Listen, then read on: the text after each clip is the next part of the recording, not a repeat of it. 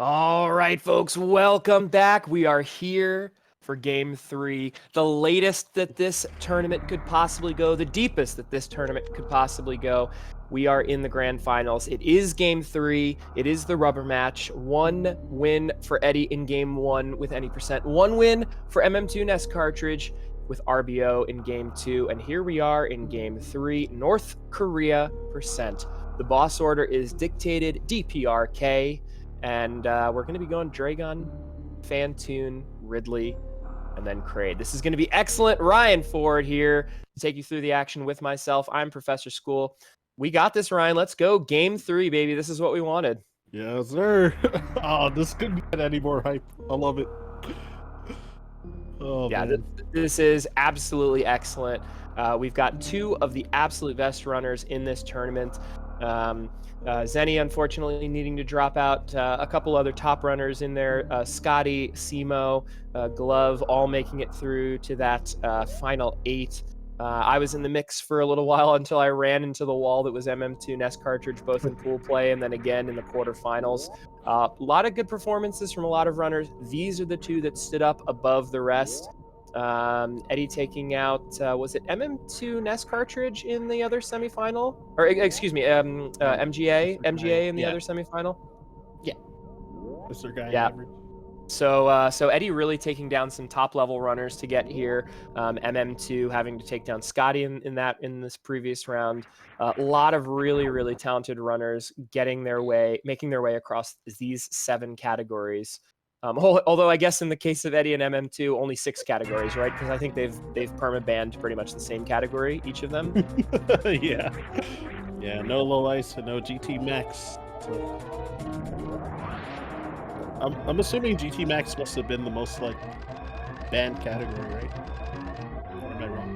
I would love to see some statistics at the end of this tournament, like how many game 3s were North Korea, because boy howdy, it does feel like North Korea tends to come up a lot in game 3s. It's a small sample size, but there's quite a bit of it. How many, different categories were banned, which categories were banned the most?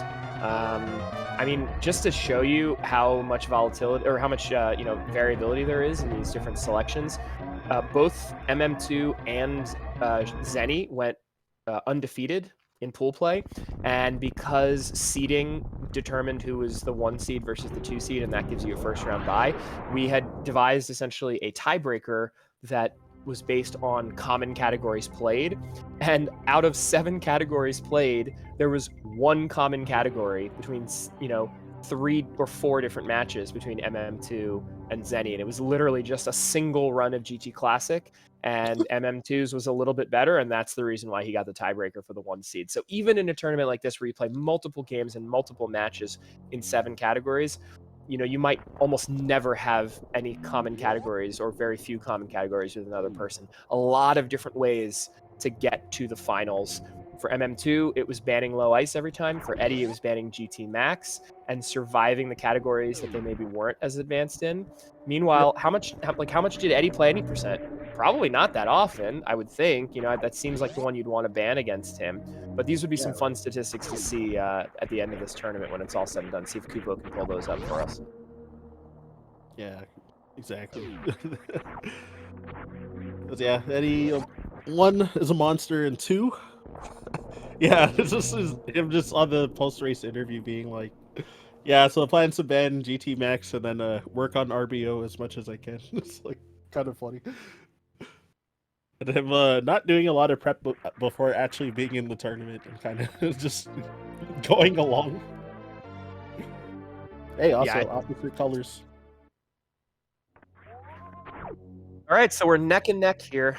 Both of these runners going to be entering first missile at about the same time. I'm assuming the sync is pretty incredible. I mean, this is pretty much all you could ask for in a grand finals when you're in a rubber match. Just dead sync. I do not expect a route divergence the way that we had in both any percent, where 1 runner ran PRKD, which was Eddie, MM2 ran PKRD. And then in RBO, we also had a route divergence with MM2 going to Gauntlet to pick up the extra tank. In this case, I do expect both runners to be running the exact same route, which is the Moon Dance route. Maybe some slight variability. MM2 will almost certainly spend the 40 seconds to pick up the wave tank, which is going to make the hell run much, much easier and make the movement suitless through Meridia much, much more safe. It also gives you the option to pick up a 7th tank and skip Varia and then do stand-up, which is actually, I think, optimal for this route. We'll see if Eddie opts to do the same thing. I'm not fully aware of like what his sort of understanding of the different routes are, or like the sort of flavors and variations within the Moondance route, and we'll just have to see whether or not this is the one place where MM2's broader knowledge might work to his advantage. Yeah, in the semifinals, Eddie did. Shoot, yeah, it was what, 5 tanks with. Oh shoot, what did he do after the Moondance? I forget now. So there's sort of 2 ways to cut it, essentially. You can do 5 tanks and just go, 5-0, which makes the hell runs early to pick up speed and wave a lot harder. Or you can spend about 40 seconds to go pick up the wave gate tank, have 4+0 for the hell runs instead of 3+0. And then what you do is you actually go ahead and pick up, that's your 6th tank, and then your 7th tank is Ridley tank. You go to the tank behind Ridley and you pick that up, and then you can skip Varia, which makes up for picking up the Ridley tank, and then finally you can do stand up with the 7th tank, kind of like you would in GT Classic. It's a little bit tight because you don't have a reserve tank, so you have to really execute very cleanly throughout throughout Turian in order to ensure that you have enough health to literally finish the game, because without Varia you need to be able to take 600 from Ketchup. But we'll just have to see. Rainbow. Oh, Rainbow, excuse me, yeah, not Ketchup. Thank you so much. Yeah, no problem. I got you. All right, so here we go. The Moondance, boy, this is a thing to explain. Essentially, with Moonfall, you can uncap your fall speed, and if you do a certain block setup, which is what we're going to see here, you're going to bomb the blocks in the Decora room in a certain way, where you can essentially box Samus in to where she won't fall out from the blocks. And then you can do essentially 25 to 30 moonfalls in a row to get your fall speed fast enough that you then won't slide out of the block. They all need to be in the same direction from left to right. If you do a right to left moonfall before that, you'll actually fall out of the block prematurely. Once you've done those 25 to 30 moonfalls, then you then have to do a total of an additional 146 moonfalls for a total of 176 moonfalls. When your fall speed, when you moonfall every time, because you're trapped in those blocks, your fall speed continues to increment, and you essentially kind of do the equivalent of an underflow, where you see that your fall speed just keeps getting faster and faster. When it gets to a certain rate, you actually will clip straight through the bottom block, and then you can use that to, or you fall through the bottom block, and then you can use that moonfall, like that supercharged moonfall, to clip through the power bomb block and get into Edecunes. So here we're going to see 30 moonfalls from left to right from both runners, and then they'll start doing two-sided moonfalls. The real trick here with Moonfall, once you're doing this, you cannot reset your fall speed. You see the runners killed all the enemies in that room. If you take damage and take knockback, you lose all of your fall speed. If you jump, you lose your fall speed. There's all of these different things that can make you lose your fall speed, and if that happens, you essentially have to start over, which can be really, really slow, and you can lose a lot of time. MM2 is exceptionally good at this and has gotten a sub 70 room time, which is insane. Holy for this room. Realistically, if you're in the like 80, like between 80 and 90 seconds, that's really, really good. You'd like to be below 80 if you're at like world record RBO pace. But a 69 in this room is like absolutely bonkers. So we'll see. I didn't actually keep track of the room time when they entered. We can maybe go back and check that. But what you're looking for is Samus to sort of fall through this block that she's standing on. The upper left block is really important next to her head, because that actually stops her from clipping through. MM2 is through first at 8:25 exiting the room. Let's see how much slower this is for Eddie. That's crazy. That was a lead change too. Like, yep, from that, because MM2 came in behind, like before the Moondance. So that was probably about 15-second faster. I would love to check the room time on that. And Eddie clips through, does not get the really good moonfall. So if you clip through and then delay just long enough and then hit aim down, you can shrink your hitbox similar to what you do in the climb moonfall.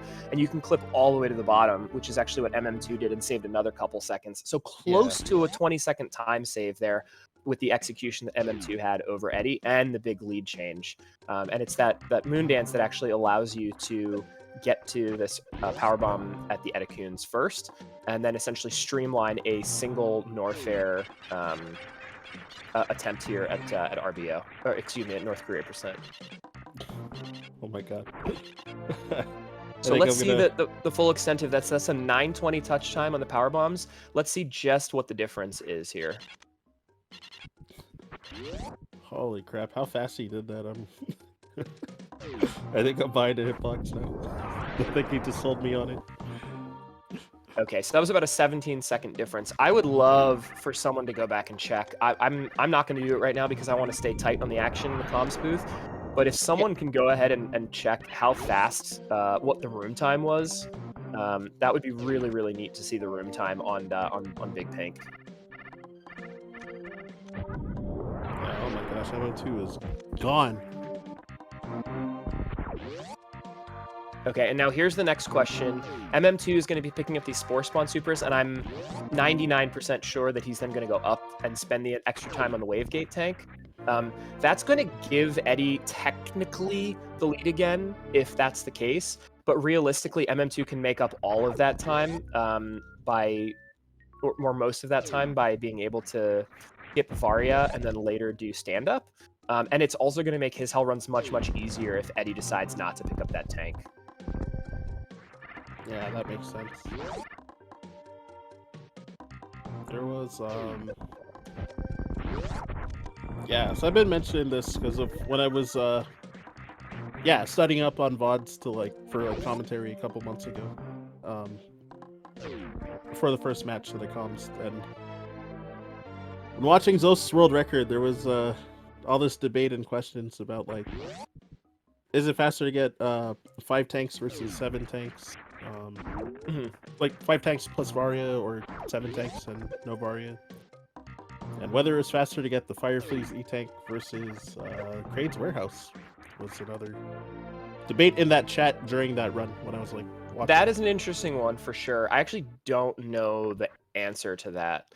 But I do think getting 7 tanks, skipping Varia, and doing stand-up is going to be faster regardless, and then it's just a question of what's the most efficient tank. But we do see Eddie doing the same route, so they will both have easier 4+0 hell runs after they pick up their high jump boot tank. And so that means that we're going to more or less be running the same route, which I think is really nice. We've had divergent routes in both cases for both runners. It's gonna be nice that the grand finals is going to be decided on the same route. Yeah, more digestible. I will say, this is a very difficult room to optimize in this route. You have to be really careful, because if you take too many hits from these hoppers, things can get kind of... Okay, that was really nicely done by MM2, just burning the extra supers. You do have to be careful. You cannot afford to take too many hits there, because things can get kind of dicey going into the next part of this run here, where everything hits like a truck. Yep. Yeah, those are some beefy enemies too. Oh, did Eddie just straight up forget to pick up this tank? Uh-oh. Yeah, so he had to go back for this, which is a pretty big mental blunder. You need this tank because this is your 3rd super pack, and this is, or excuse me, this is your 2nd super pack, and then you'll pick up the 3rd tank at Croc, or the 3rd power bomb pack at Croc. But you need 15 in order to Crystal Flash. You have to have that. Yeah, exactly.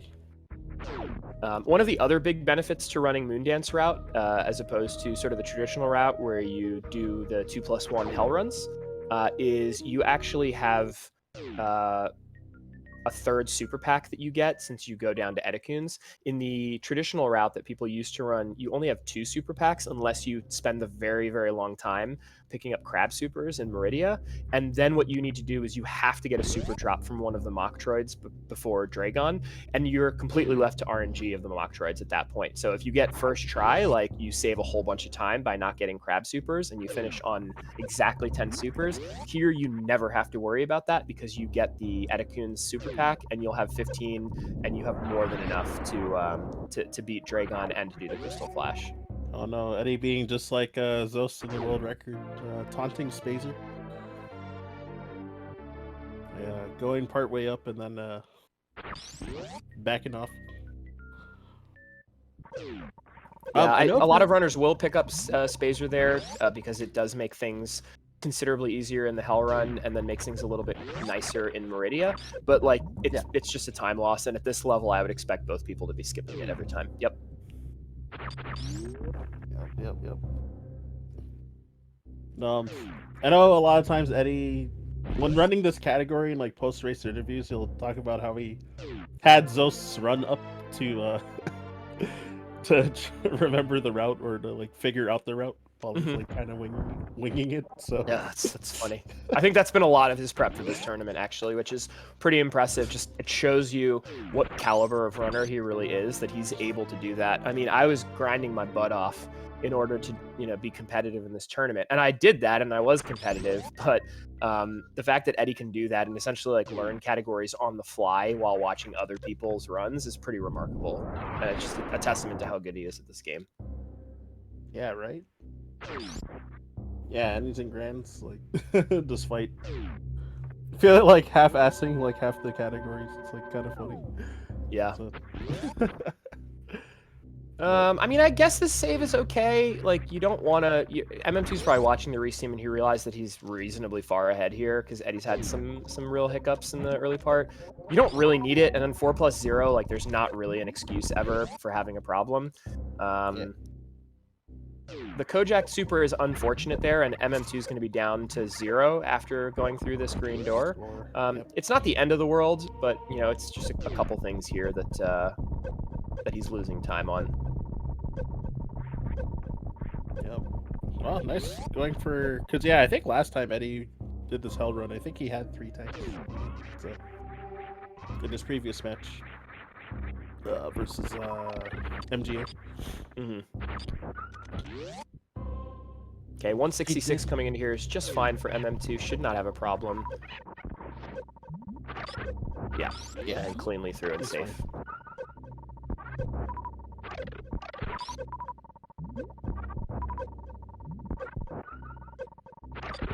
MM2's room time was 6:57 to 8:25, 8:26. Probably not timing it right, but...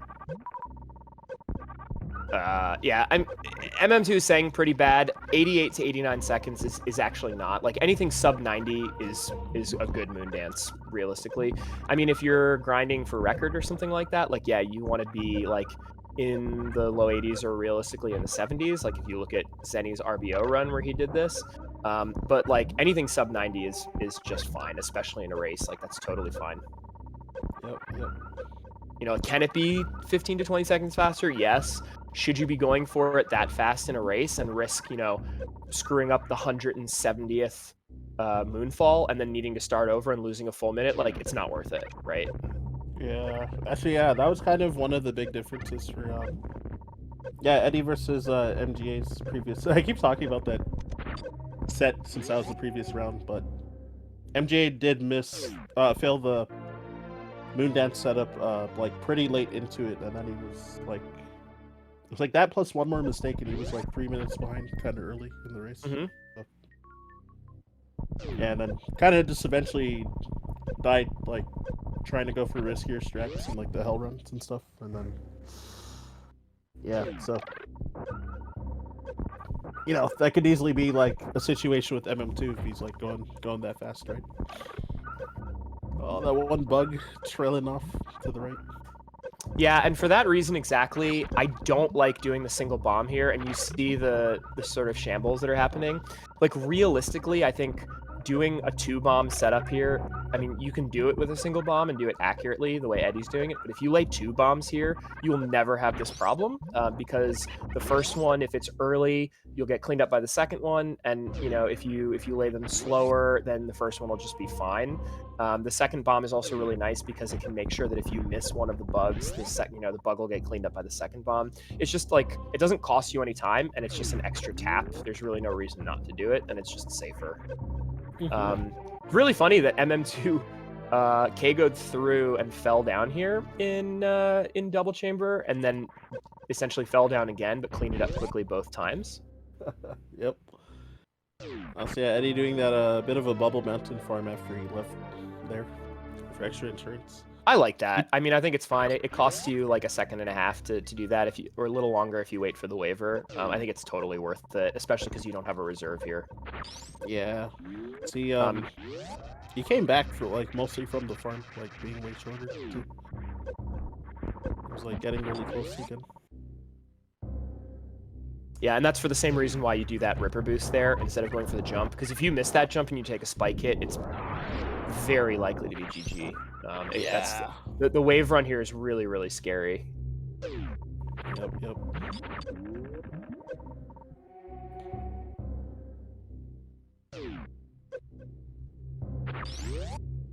Yeah, looking good. Pretty high health out of there for both of them.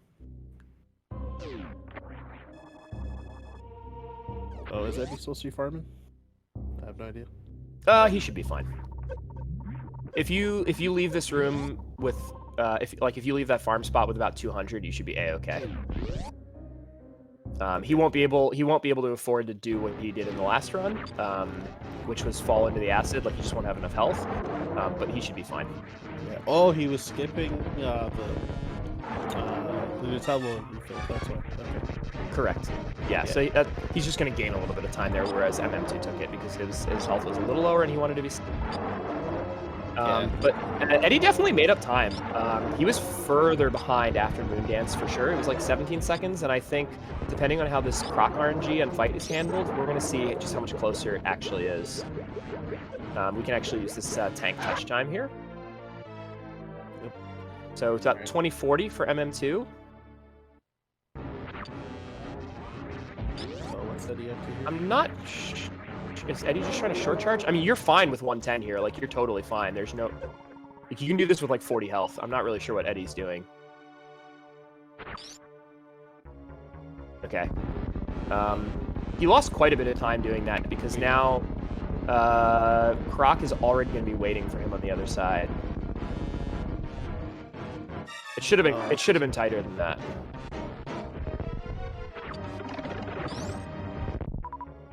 It's definitely just a straight time loss. Ooh, MM2 missing the short charge there, having to back this up.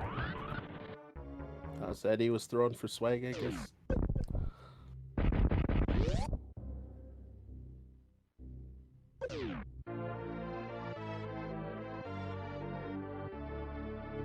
All right, Eddie gets the spark.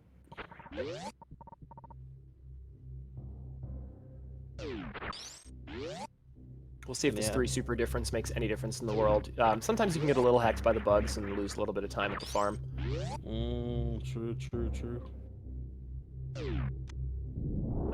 It should have been under 10 seconds. The issues that Eddie had at Croc there cost him, I don't know, 5 or 6 seconds. And so it's back to about, I don't know, 13 to 15 seconds here, something like that.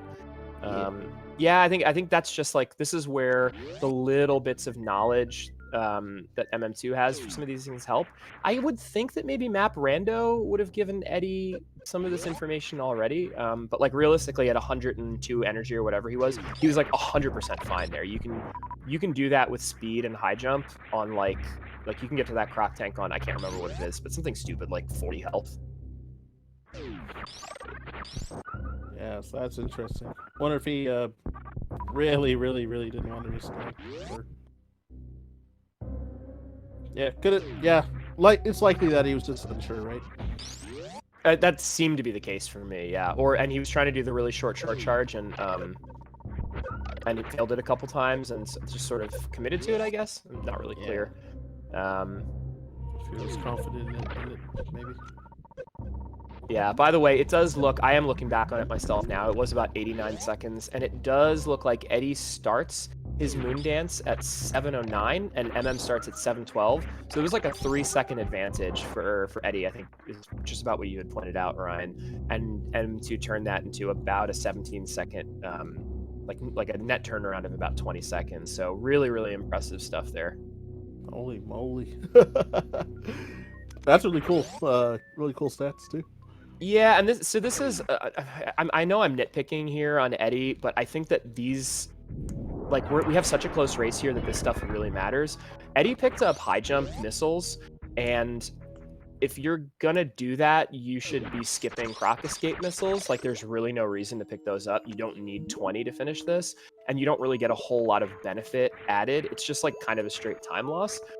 In a race when you're this tight, like if MM2 maintains a large enough lead that like he can like miss baby skip and then just refill, like that's going to make a big difference. I'm not saying it will happen, but this is close enough and Eddie's good enough that if MM2 keeps executing, that, you know, that 5.5 second item fanfare is going to matter.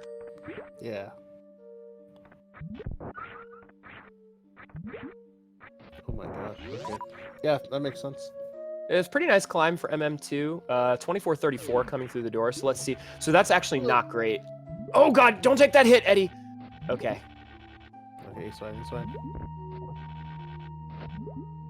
Wow! Wow! Wow! Wow! Wow! Wow! Wow! All right, I'm not gonna say it. Super impressive. That is super impressive because here's the thing: like he was off cycle there, and so the fish was in a position where essentially he needed to either wait longer for the fish to do like the tight like repeat wall jumps, or like wait another full cycle to get around. And instead, he just froze the fish in a place where you can't actually slide up it with the sort of the ice physics that allow you to get on top of that fish. Needed to essentially do that, what you just saw, those underwater wall jumps, to save himself like 3 to 4 seconds. It's pretty impressive. Oh.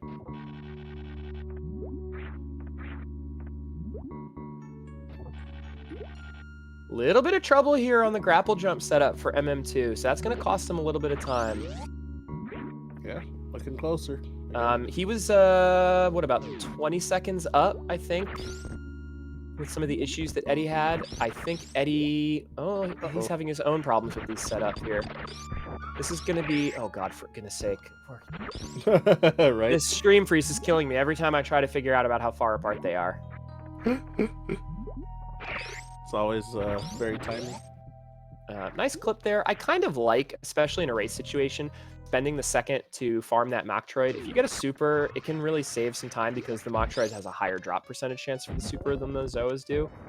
And you really, really, really don't want to run out of supers here on Batoon without Spazer because it's just a lot slower.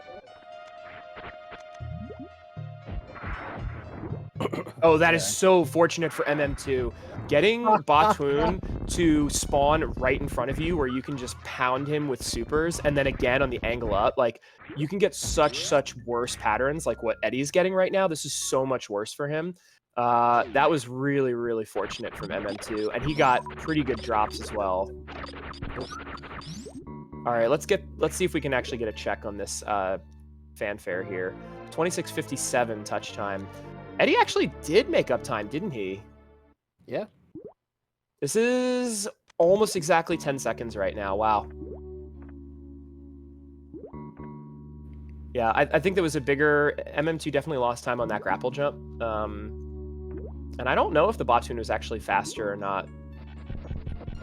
But it could have been much worse for MM2. But he got pretty fortunate with the pattern that he got from Batoon. Yep. But so here's the thing, right, Ryan? Like, if Eddie doesn't run 20 missiles, this is like a 3-second race right now. And it might not end up mattering, right, if like one of these two guys wins by a minute. But like, if it comes down to seconds, Eddie doesn't need those extra missiles, right? Yep. Okay, Eddie got with slightly less resources, so he takes a baby lead because of that. Oh, larger lead because his climb was so much faster. Yeah, that's really, really, really bad for MM2. That's really bad. Yeah, Okay, but vertical errors plus in water without gravity. fortunately for MM2, though, Eddie has not had a very clean Coliseum, and we could see another lead change very quickly here if MM2 executes. We won't, but MM2 really needs this room to go cleanly. Oh, no. No, he's okay. Okay. You really just want to get across these spikes without a problem? Okay, good. Yeah, And the other thing you have to do is you're just coming off RBO here, Ryan, where you have a reserve tank. You have to absolutely make sure that you do not brain fart your way into damaging down to death here, thinking that you have a reserve to refill. You have to stop under 50 here. Yeah, okay. Okay, so Eddie remembers too. It's so easy to just forget. If you ran RBO and you are used to like making your reserves kick, to just like have a brain fart in a situation like this. Oh, you got a goop right away. Oh, oh no! The goop missed him. This is so unfortunate. This is so unfortunate. We talked about this. Yeah, exactly. That like this, unfortunately, where the goop goes and where you line up for the goop matters. Unfortunately, the right to left goop patterns are like almost totally free, and the odds of you getting hecked on right to left goop are so much lower than getting hecked on left to right goop. I got screwed on left to right goop in my RBO race against MM2 in pool play. Eddie got screwed in a sort of really unusual situation there. I'll have to go and watch the replay to see exactly what went wrong with that setup, but I think he just straight up got RNG hacked in the most unlikely of ways. That was RNG? Okay. Yeah, or, so like, where the goop goes. Right. Yeah. Like I know the goop is RNG, but I thought like Eddie's positioning. I thought he was like too far right. You might be right.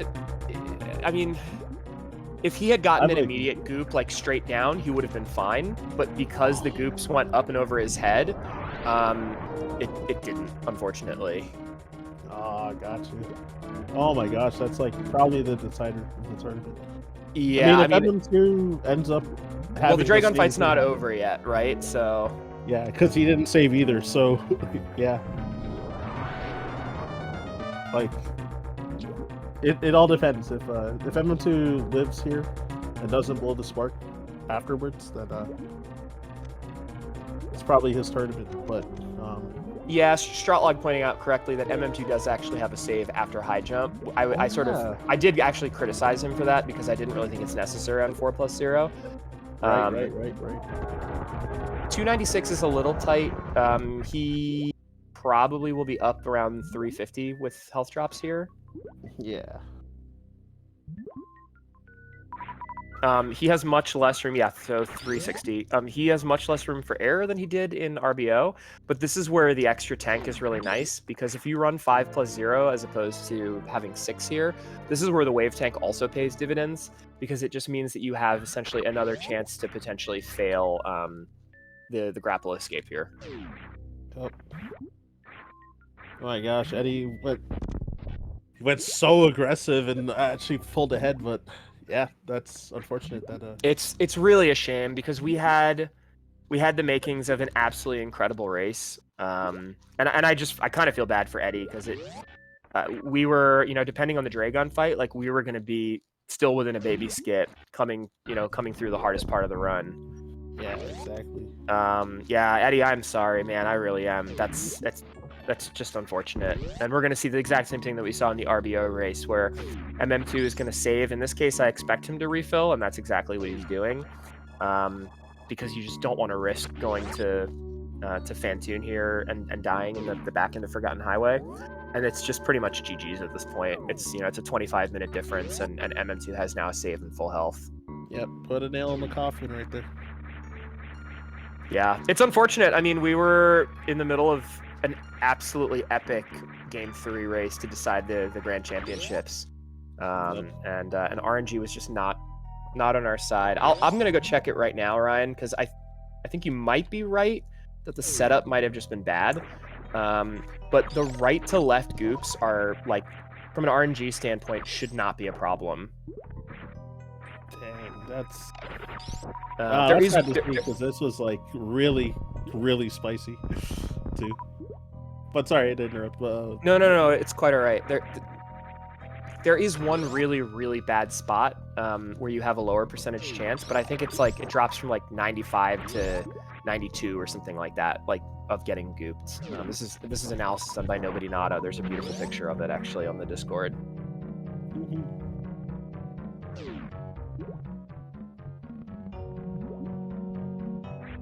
All right, let's see the setup from Eddie. So I'm watching it again now. He does the nice 2 charge up shots. Oh, he like sets up in the perfect place and then moves. He's like in the optimal window, which is like between the pipe and the crab on the ground. Eddie sets up in the perfect place, and then for some reason he just moves. And I think it's kind of indicative of some of the small issues that Eddie's had throughout the course of this tournament that cropped up in this finals again. Like we saw it in RBO, where he for some reason like didn't take the CF in Fireflies and ran out and then tried to farm the Alcoon, and that was pretty much like what was a tough race. Unfortunately, it was just GG's at that point, assuming MM2 executed in Meridia. This is the same thing here. Like he was in a good spot for that CF, and then I'm not sure why he moved at the end.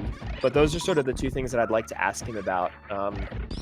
Is like what was up with the RBO decision to leave Fireflies without a CF, and then why did he move there against Dragon? Maybe he didn't like his positioning.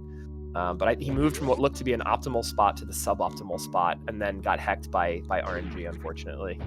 Dang.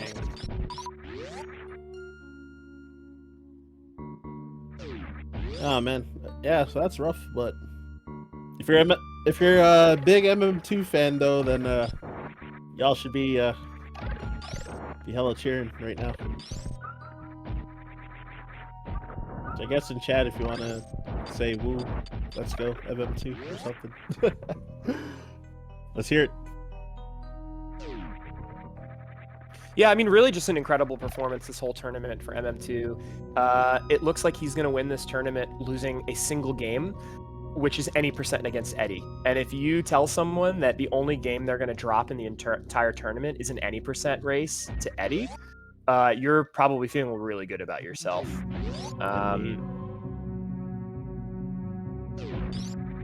Yeah, it's a really incredible performance, and I think is a testament to the huge strides that MM2 has made as an exceptionally well-rounded runner of this game, who can pretty much post, top level times in, maybe not necessarily like top 10 any percent, right? Like more like top 25, top 30, but like realistically, if you take him compared to every other runner as a sum of his parts across all categories, there's few people that do it at the level that he does it at across this many categories. It's a testament to how good he's become, and it's a great tournament performance overall. Indeed. Oh yeah, for I know some people said they were like new to watching runs or this category, but another reason why just to add in for like why Eddie died on the Crystal Flash. So if an enemy is running through you during the Crystal Flash animation, they hit you. They do damage every frame. So Dragon's contact damage was hitting him every frame as she was passing through him during the Crystal Flash, because he didn't get grabbed by her.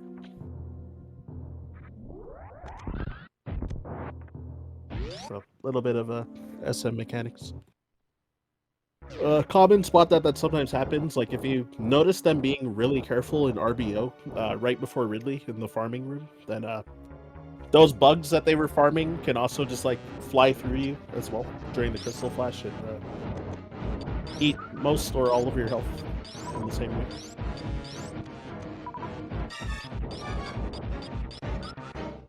But anyway, got Fantoon, so should be a pretty easy 2-round again with full beam combo, the plasma version. So yeah, so I'm revisiting now based on Nobody Nada's analysis. It looks like Eddie moved from a spot where you have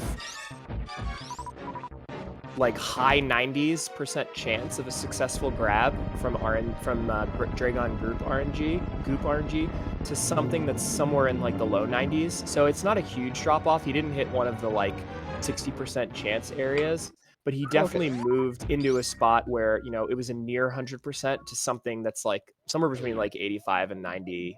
I can't tell exactly based on the scale, but that small little movement to the left changed the timing, and it put him in a spot that is just like, from an RNG standpoint, just straight up worse. And unfortunately, that cost him the entire tournament. Oh my god, that's actually so tragic.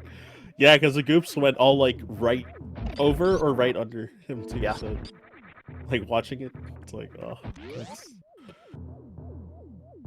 actually tragic. I wonder if Eddie laughed or screamed or both. Yeah, I mean, any way you cut it, it's just kind of heartbreaking, right? Yeah, absolutely. And being this close to winning the tournament too, and then having kind of come down to something like that too. MM2 in chat. It is kind of funny that in two separate critical races in this tournament that could have changed, like turned the tide of things. Like if I had ended up winning the RBO race against MM2 and we went to a game 3, he wouldn't have been the 1 seed. It would have changed things entirely coming out of pool play. The fact that in RBO and North Korea percent in 2 different Dragon fights in a race that was like 10 seconds apart at best, in this case, you know, Eddie was winning by a little bit. Both of his opponents, one from the right to the left goop, one from the left to the right goop, died in that exact spot. It's kind of wild.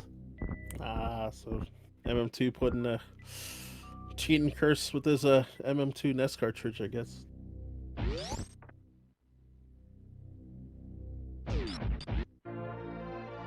The no goop for you club. That is very funny. For those Seinfeld fans out there, no goop for you is very funny. No goop for you. Oh my gosh. Dragon is the goop Nazi. Wow, man, that is so funny, actually. Poor Eddie having to suffer through that. MM2 getting hooked up as a...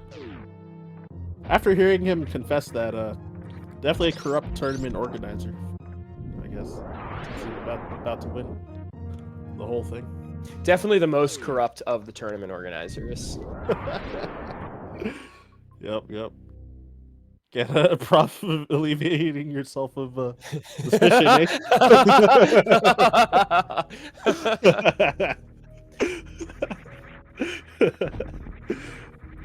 Oh man. No, and we'll talk about this in the wrap-up interview after, but MM2 was a joy to run this tournament with. We had a couple hiccups in the beginning getting this thing off the ground for a number of different reasons, and yeah, he was a lot of fun to run the tournament with, and it's been great, honestly. Hey, that's great to hear. Yeah, y'all did a banger job with this, honestly. Oh, thank you very much. Yeah, it's so good that it's so cool that yeah, it was also cool that like so many people were actually very interested and invested in playing in this as well. And yeah, definitely had fun commentating matches, though. I do wish I had more experience in, you know, the other like 5 categories that I've like never run yet, but hey, maybe next time. Well, I think this is one of the cool things about these tournaments, especially the multi-category tournament. They don't happen as often as some of the other ones because it takes a lot to run these. You know, you don't get as many participants just because most people tend to stick to a couple categories. I think that like when I entered the community about 5 years ago, I came in at the Hundo tournament that Todoroki ran in, which was 48 players. There was a multi-category tournament that year also that I think was only maybe 24 or something like that, or 32, and then there was a 16-person bracket. They did like sort of like a pool play or a Swiss or something like that, sort of week by week. And that was a very, very formative moment for me, because that convinced me that, holy smokes, this game is so cool, not just for any percent, but look at all these incredible things you can do with Super Metroid. It's so versatile. Yep. And I hope that there's other people out there right now, like yourself, Ryan, and others, that look at this and go, man, look at all the stuff you can do with this game. Look at all the stuff you can showcase, all the strats you can learn. And it's a challenge, and some people will take it on, and we hope to see them at the next multi-category tournament. Absolutely. Mm-hmm. So yeah, there's a ton of resources everywhere too. So, and lots of people willing to answer questions if you have any in the Discord too. So, absolutely, it's definitely like probably a better time than ever to, get started. Well, with this game as a whole, for like speedrunning or doing challenge runs as well. It's probably a better time than ever, because it's like great resources, just like very like large community that's like, just willing to help out at like pretty much at like almost all times of the day too. So it's a really good one for real.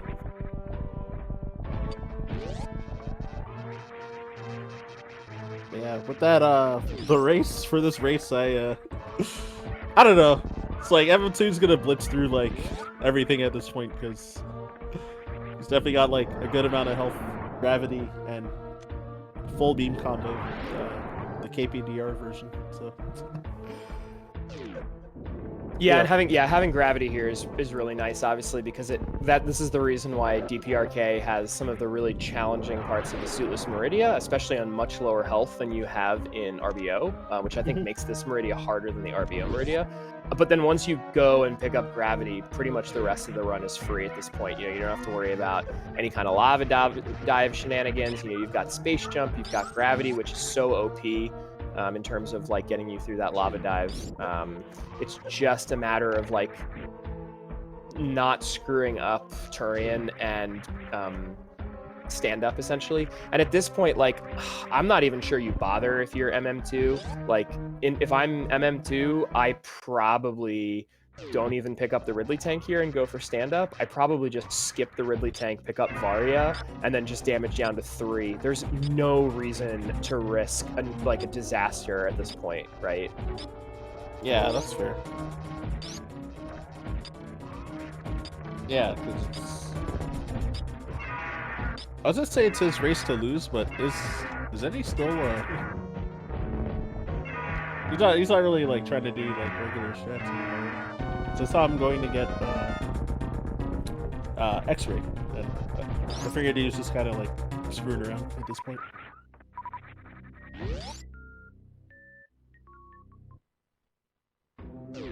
But also for the sake of time, yeah, hopefully MM2 doesn't like soft lock or something and have to start from a save way back, right? That's right. Because one match I did commentate of his, he did die to Mother Brain in the any percent run, and then his last save was before Meridia, so you have to do that again. And PKRD run, I think. So yeah, so I just posted it in the chat. I made a clip while we were talking, and I analyzed it. Usually when you're setting up the power bomb for the first crystal flash, for the crystal flash after Dragon to get your flash suit, the first time that Dragon swoops by you, you want to wait about 3 seconds after Dragon is fully off screen to lay the power bomb. That's the timing that you want. So Dragon goes fully off screen, you count to 3, you lay the power bomb. If Dragon swoops there instead of gooping, then every subsequent time you want to wait about 2 seconds. It's a much quicker window. And if you try to line yourself up with the optimal RNG locations for getting gooped, it can be really tight, especially as I pointed out from left to right. The first one is a little slower. It looked like Eddie, by moving his position, did lay the power bomb about a half a second later than I would have, but it wasn't late enough to where he just straight up screwed up the setup. I think that he was just fine in that situation, except that by taking that half second and moving to the worst location, he just put himself in a position where, he went from pretty much a guaranteed goop in the fastest pattern right to left to somewhere like an 85 to 90% chance of getting the optimal goop. Oh, that's brutal still. Yeah. Yeah. Thinking about 85% chances, like, yeah, playing somewhat competitive Pokemon and certainly missing a move like Fire Blast on your first try is it's pretty common to happen, and it's about that same odds. So, yeah, like 15% chance to miss. So it can happen. It's like obviously in your favor to work out, but when it doesn't.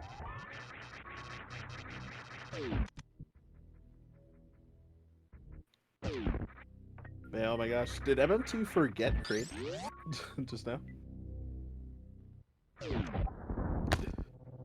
So I think he was like going towards the glass tube and then went back.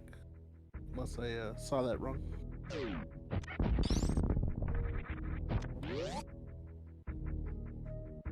I forget, there was a recent race where I think someone forgot Crate, I think. Oh, really? Oh, shoot. I remember some like big forgetting something, but I forget what it was. Oh wait, no. It was never mind. It was I think in Eddie's previous round, I think MGA forgot a missile. Oh, the missile beside where your like taco tank is. Like that missile to the right, he like missed grabbing it when doing the moonfall down in Hundo, and then he like jumped towards it, missed grabbing it, and then just left the room. And then I think he typed in chat like a minute later, being like, "Oops" or something like that. So yeah, never mind. I don't think anyone forgot bosses, at least from when I was watching. Oh, it was Scotty. My bad. Okay, so it was Scotty versus MM2 then. So, same bracket round, but different, the opposite side of the bracket. Oops. Oh, I was not commentating. I typed in chat saying... and other people were also typing. And commentators were talking. That was it.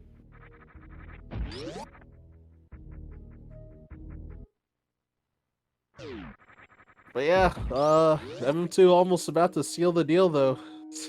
going towards G4 at this point. All bosses are gone. Eddie cooking something apparently.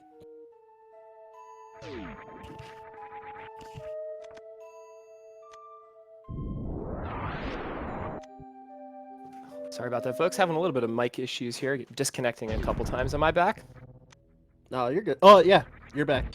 Excellent. Yeah, sorry. No I had problem. a little disconnect in there. I could hear everyone, but wasn't able to speak. But we're good now. Ah, gotcha. Did my explanation after I posted the clip come through? I actually lost track when I wasn't speaking anymore. When you're talking about Eddie... Wait, like unless there's a second one. The fact that I don't think he was late on the powerbomb lay. Okay, because he said that, yeah, because he moved extra to the left, then that extra half-second difference might have been what costed him. That did come through. Okay, so that must be the last thing. Yeah. So just, I don't know, just tragic, man. Just tragic. Yeah, exactly. Okay, yeah, that part came through. I didn't know if there was another explanation afterwards, but yeah, no. Although in the whole mess of screwing with my mic, I missed. Did MM2 pick up Varia? I wasn't looking. He was in and out of crates so fast, and I was like looking at what Eddie was doing for like no reason, honestly. It's a pretty good time, by the way. This is going to be a sub-hour, it looks like. Yeah, I don't think he grabbed it, but... Okay, Arier also confirming. Yeah, he did not. He did not. Okay. Okay. Because, yeah, since he had 7 tanks, I was like... gonna be surprised if he did, but also could have. No, Eddie. I mean, honestly, like if Eddie had come out the winner here, it would have been well deserved. I think this is an exceptionally well played tournament from MM2, and I think it's very deserving winner. It's just a little unfortunate that we had a race that was within, you know, whatever it was, 10 seconds or something at the time.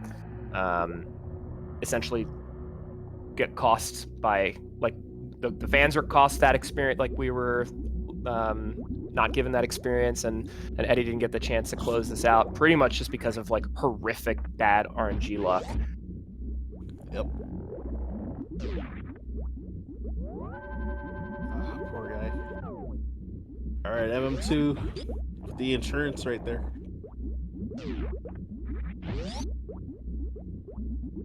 Now slam it in the save.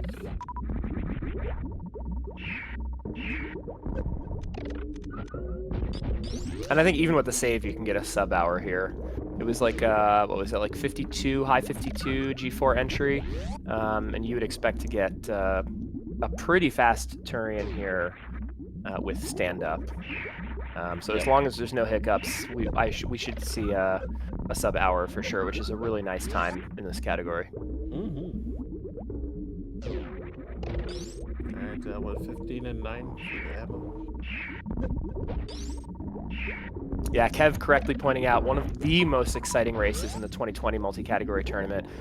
That was a real star-studded one in particular. Zost and Kip were deadlocked in an incredible RBO race. It looked like Kip was going to pass Zost at several points and just kept slipping.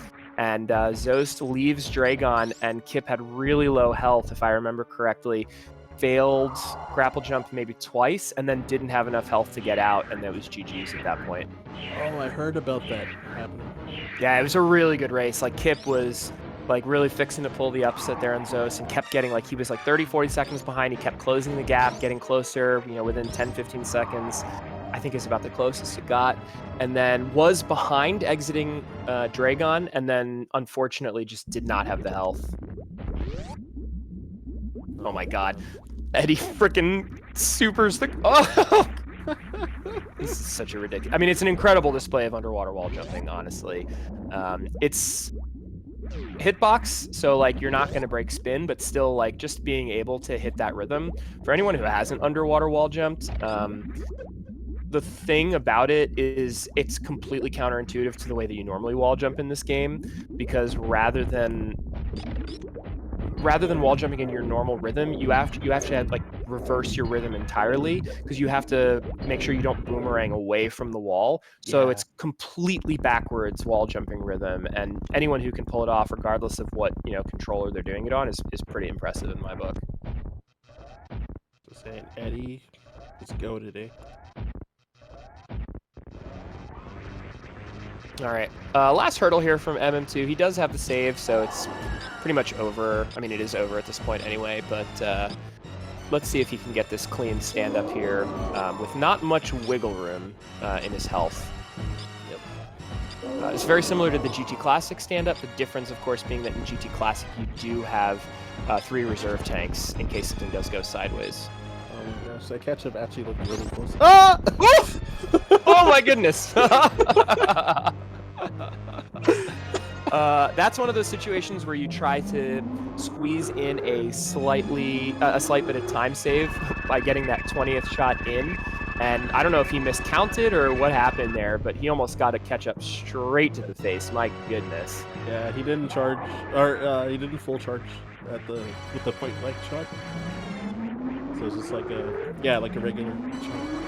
Oh my goodness.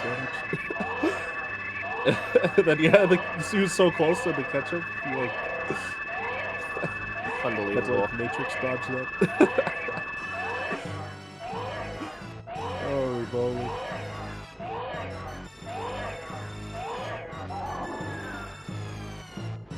Yeah, 7-2 looking good. The fact that he's writing in chat now suggests to me that he's already safely through stand up. So spoilers, I guess.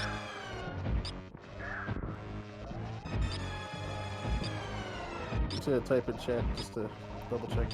Absolutely not.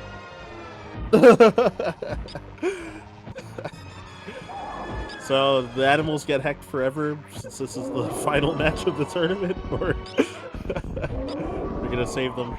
Because the last time is probably the only time that matters. Eddie doing some X-ray climb shenanigans here. This is like some kind of like X-Ice sort of situation. Low percent X-Ice kind of loadout. I saw Zost when Zost was grinding record for X-Ice. I was watching him do this, and I was like, "Oh my god, this is so long." Nice flatly jump there, by the way, at the end. Nicely done. Hey. You know, I don't know the categories well enough for those other more obscure low percent categories, but I do wonder if, like, I know when Zos was running a bunch of those, when there was someone else who was running who took world record recently, the fellow that plays on Nintendo Switch. Yeah. It's essentially like, what I'm wondering is whether or not underwater wall jumps make a difference in any of those categories, because that's not a thing that anybody else has really ever used or run. And I'd be curious to revisit some of those with some of the advances that have been made in terms of like runner skill ceiling for things like underwater wall jumps. Indeed. All right, Eddie. Sounds like it's time for you to get on that and test the waters. Proven he's the UWJ master in these matches. So.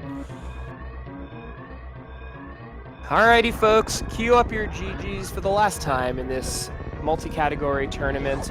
We are about to say GGs not only to this game win and this match win, but for this grand finals tournament win. mm2nescartridge is going to get through this tournament without dropping a match, only dropping one game, which was that game 1 any percent loss to Eddie, but came back out of the hole down 1-0, wins 2-1, GG's, finishing in first place with an official racetime.gg time of 59:56. Congratulations to mm2nescartridge, the forfeit from Eddie, and we've got both runners now in the setup. We'll be joined by them shortly. And just on cue, there's the 2024-2025 multi-category champion, mm2nescartridge. Congratulations on the match win and the tournament win. GG's. Thank you, Prof. GG's, Daddy. GG. There is. And there's our second place finisher in the match and in the tournament, making it all the way through the bracket. And up 1-0, only to get unseated at the end by two volatile suitless Meridia categories. Eddie, GG's on the second place win here. Yep. Yeah, I had a good time. So, Prof, how'd you feel? I'm gonna interview you right now. How'd you feel when I got hit by I didn't get hit by the goof. I will tell you, man, Eddie, I feel awful. I do. It's like, it's so wild that the two of the most clutch moments in this tournament that could have completely changed the complexion and the outcome of the tournament happened in suitless Meridia categories with two other good runners that died because of RNG shenanigans to goop. And you got the even worse, the right to left goop is almost a guarantee. Yeah, and I'm not supposed to be I'm supposed to be past the pipe, right? I swear I saw No, you moved into the worst spot. Yeah. Oh, I did. Yeah, you did. You were in the near 100% spot, and when you moved at the very end, you didn't wind up being late. You were just within the window of on time, but you moved from a 99% spot to a 90% spot on the Google. Wait. Okay, I moved there because I remember the thing, and I thought I had to go further, so I scammed myself. Yeah. We can confirm with nobody nada after this, but I'm fairly certain, based on his initial analysis that I pulled up and rewatching the clip that I made of your movement there, that you were on time, but you moved into a worse RNG spot. Okay, so it was it was a 10% chance or something. Yeah, you dropped your chances by 10% or something like that. He can give us the actual analysis. We've got the clip and everything, but yeah, just kind of a bummer, man. And the fact that it happened twice in two different directions in two critical moments of MM2's run through this tournament is kind of wild. Yep. Yeah. There's some serious plot armor going on right there. Yeah.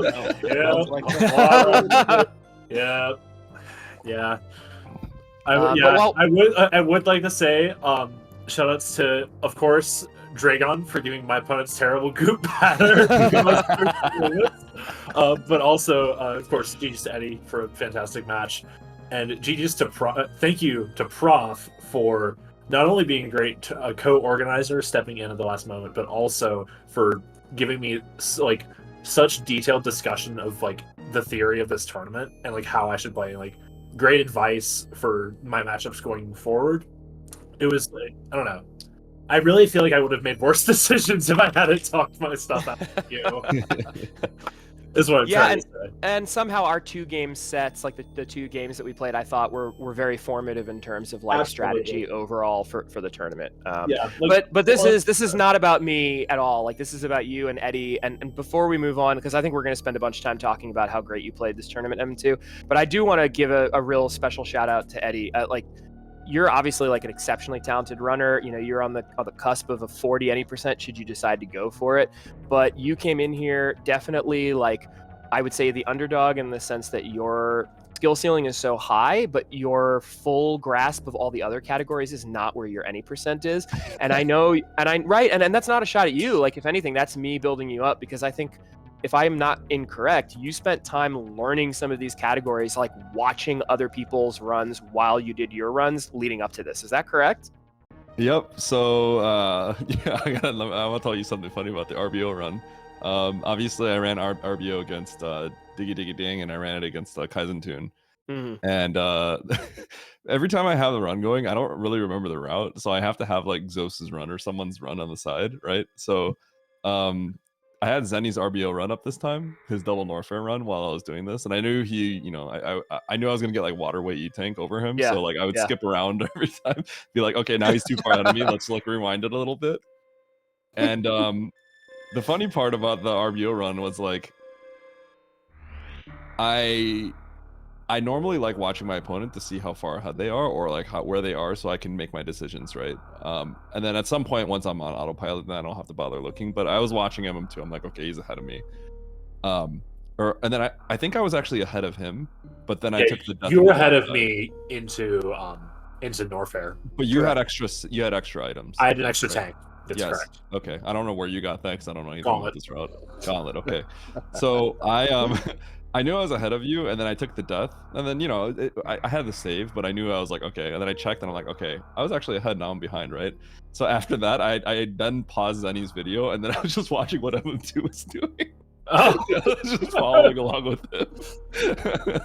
So I'm like, hey, he's got an extra tank, but yeah, I mean, it's like, I'm not really going to catch up to him if I do that, but I was just like, well, I could just follow him instead. Yeah, and going back to Prof really being my carry throughout this tournament. I think it might have been like before the tournament, or at some point, we were having a discussion about what RBO routes we were going to run if we were going to race RBO, and I was like, oh well, I'm going to run your route or something pretty safe if I'm racing someone I feel like I'm going to win against, and then I'm going to run my own route, which drops Gauntlet and Crate Power Bombs and gets Retro Brand Power Bombs instead.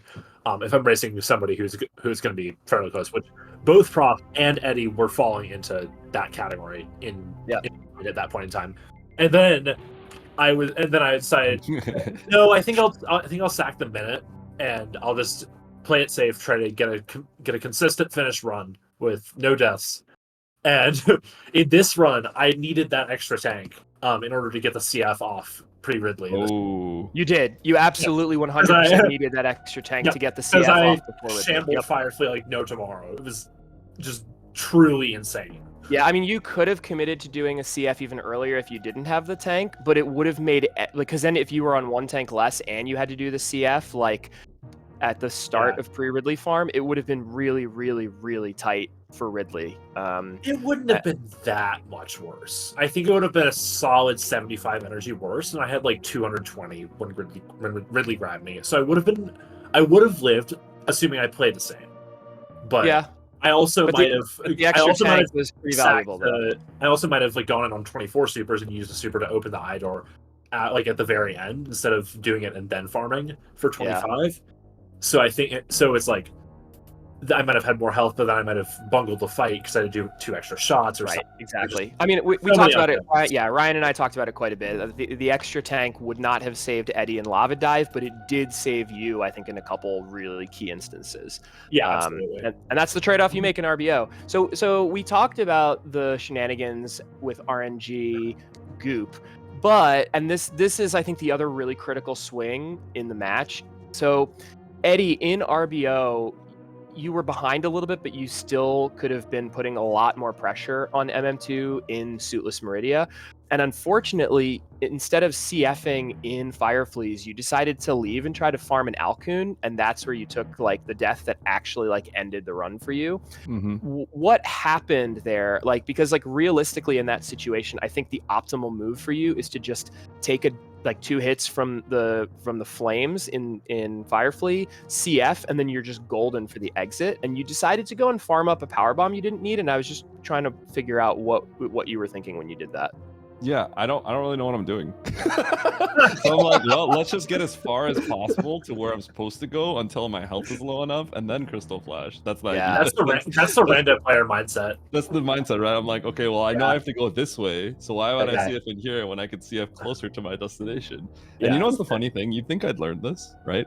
This is the second time where you would think you're complete. If you can make it through the key hunter shaft, which I knew I could, right? Like, there's no point in saving. You should be safe, right? Like, what's gonna kill you, really? Because you're gonna get a CF off at some point. You'll make it out, Yeah, right? exactly. That's the second time that happened. On that health, you don't make it out. You were at like 127 when you left, and with a full reserve, you don't make it out on that. You have to CF before the key hunters, but for sure. No. What I mean is like. No, I mean he is, meant like, in Mechanic Stairs, not Three Musketeers. Yeah, after the key hunter stairs. Oh. Yeah, because Yeah. I'm like, after you get to the Firefly room, like, if you can make it past the key hunter stairs, right? Like, you should, in theory, just be completely safe, right? Nothing should kill you, right? That's not the first time I died to that Alcoon. Very literally, that left Alcoon has KO'd me twice this tournament. Yeah. I think I died against Dang. I also remember Dang. Oh, yeah. Oh my god, I remember a boys league race way back when, where I think it was Farfalu died in an RBO run in Firefly with no save and had to redo Ridley. It might have, I don't even know. It was a lot of time lost. Like, I think the winning time of that race was a 140 something. And it was like Farfalu and King and someone else good.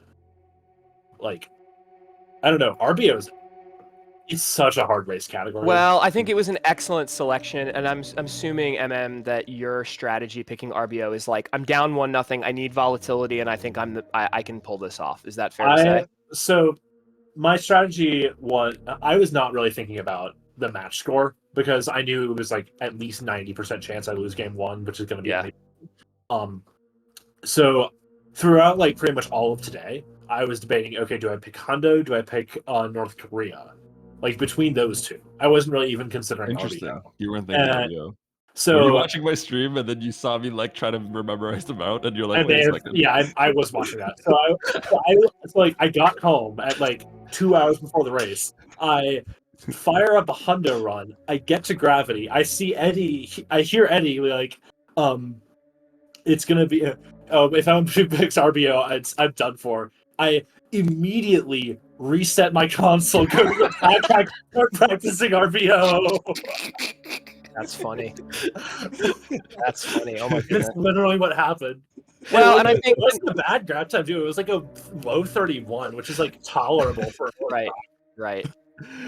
Oh I mean, God. if I can come full circle on the sort of the comment I was making before, I think this is exactly what I was getting at, is that, you know, a fully prepared Eddie across all these categories, with the exception of Zenny, is going to be really, really, really hard to beat in this tournament. But I think the difference, and this is why MM2 came out victorious, in really tight races against me, against Scotty, against Eddie here in the grand finals, is because you just have such a more complete understanding, and the backups and all the stuff that goes into, correcting things when they go sideways, which they did for you in a couple moments in these races today. Yeah.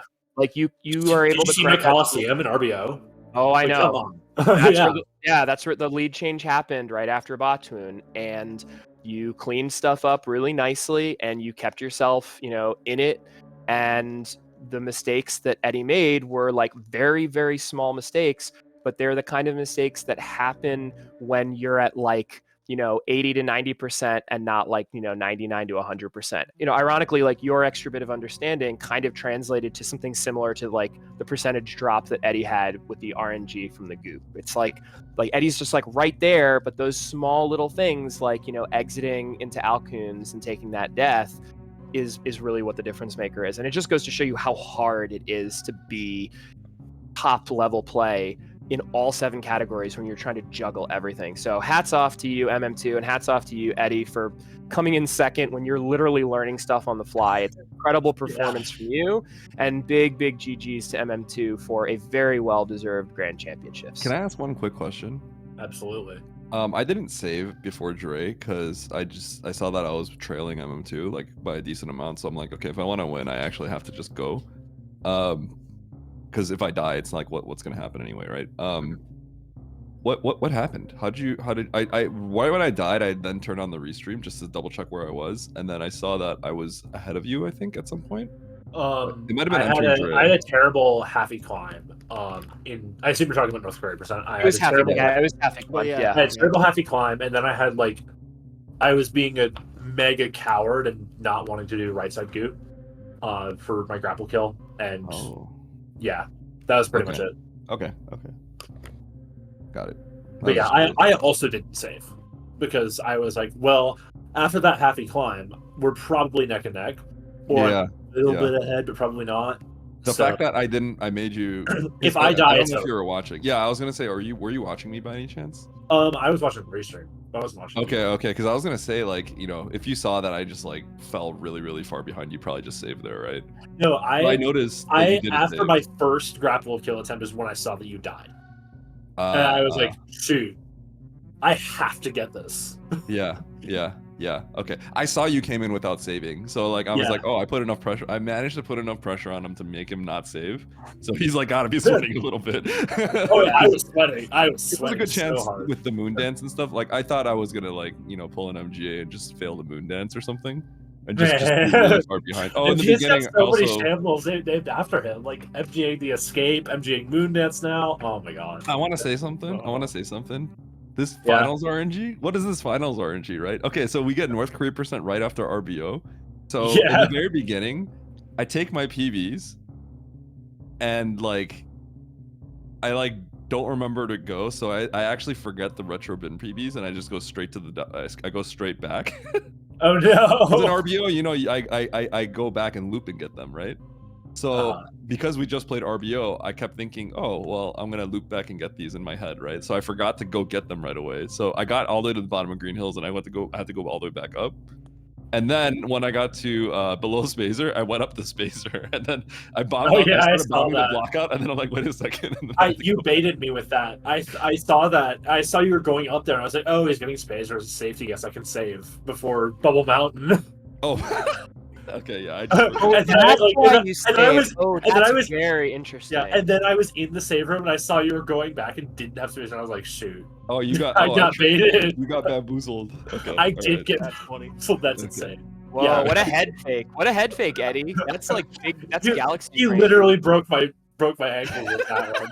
That's insane. I saved time over. I actually saved time on the race. That's you did. You literally saved time going there. That's incredible. Yeah, Eddie was up by like 3. It was an incredible race. Eddie was up like 3 seconds going into Moon Dance, wound up I think down by as much as 17, but then with the shambles in post Batoon Ice Climb, it was about a 10-second lead for Eddie entering Dragon, and then Eddie got the fastest pattern with the straight up like goop right to left in what should be a free situation, and Eddie was probably going to be up like 15 to 20 seconds leaving Dragon, and it was going to be a heck of a race. Oh and it's just unfortunate. And I had a pretty good, but I would have had a better end game if I had like been forced to not take Drake refill and the post race save.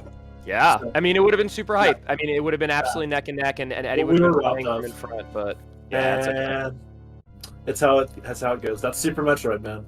Okay, if I'm being honest, I think if I was up ahead like 30 seconds on him there, I'm pretty sure he still beats me. But in the end, He wins. We can't he know wins. unless it would have happened. Like, But it would have been you cool. could've You would just have had seen the him best just KPR in game of Terminatoring your me, life. essentially. So. Yep. Yeah. But Well, it was a heck of a tournament. Congratulations on the tournament win, and I guess we're into wrap up mode now. This is it. This is the end of our multi-category tournament. I'd say it maybe not a smashing success. We've had some hiccups along the way with getting things organized, some people dropping for very reasonable reasons, but it wasn't quite the powerhouse that I think the last multi-category tournament was. But overall, it was an incredibly fun competition. We had a lot of top level runners. We had a lot of people come out who would not have otherwise done this, who learned a lot of things, and we had a lot of fun and a lot of good matchups. So I'd say I've got a overall couple thank yous it to was a make. success. Yeah. Well, like you said, I definitely think it's just a testament to this community that we managed to get this tournament happening despite what happened at the very beginning of it. Like the whole switcheroo we had to make like a week before the tournament was announced and signups opened. It was honestly incredible that like the whole community came around and like still backed this tournament up. People showed up to play. People showed up to commentate. There were so many people that were like, "I didn't hear of this in time. I wanted to play, but I'm just going to commentate." And honestly, like that both broke my heart. But it's like, it's so good that like the community just wants to do stuff like this, wants to be in events like this. So yeah. First off, thank you to everybody who played. Thank you to everybody who commentated a match. Especially Ryan, who is like, honestly, this commentary thing might have been just Ryan and friends. Like there are so many other people who did so many great comms, but I just remember seeing Ryan signing up for so many matches and getting so many restreams, doing solo comms. It's definitely shouts to Ryan. Shoutouts to SD people for getting us another excellent tournament restreamed. In particular, Duck and T Sigma for being the people I talk to the most. Also, Rick. Also, thank you to Kupo for custom building the infrastructure for the match selection and the inertia bot for this tournament specifically. Just fantastic work. Always is there when you need him. Just hats off to him. And thank you to Prof and Erica for stepping up and adminning the tournament with me when we needed it. So yeah, I think that's everybody. I'm probably missing somebody that I forgot to thank, but I think that's pretty much it.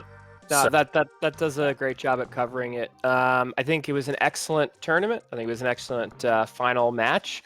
I'm glad that we were able to pull this one off. It was fun to sort of moderate this tournament together with you and with Erica. Big shout outs to Jestro for all of the incredible work that he did on restreams for this race and very, very many others. We had some other folks that helped us with a few of the other races as well. We're very grateful to our volunteers and the SG staff. Big shout outs to Jestro, who we know and love, an excellent commodity on the technical side. Big shout outs to every single runner, especially our first and second place finisher here, Eddie and mm2nescartridge. And Ryan, thanks for comming with me today. You crushed it all tournament long, and it was a blast to be in the comms booth with you for the finals. Thank you so much. Hey, no problem. Hey, thanks for having me, El. Absolutely. Well, I think with all that said, we are done with this tournament. I think the only other major SM specific community event is the relay that just got announced. So if you're a runner, go sign up for that. But yeah, thank you all for watching the Super Metroid 2024-2025 multi-category tournament, and we will see you next mission.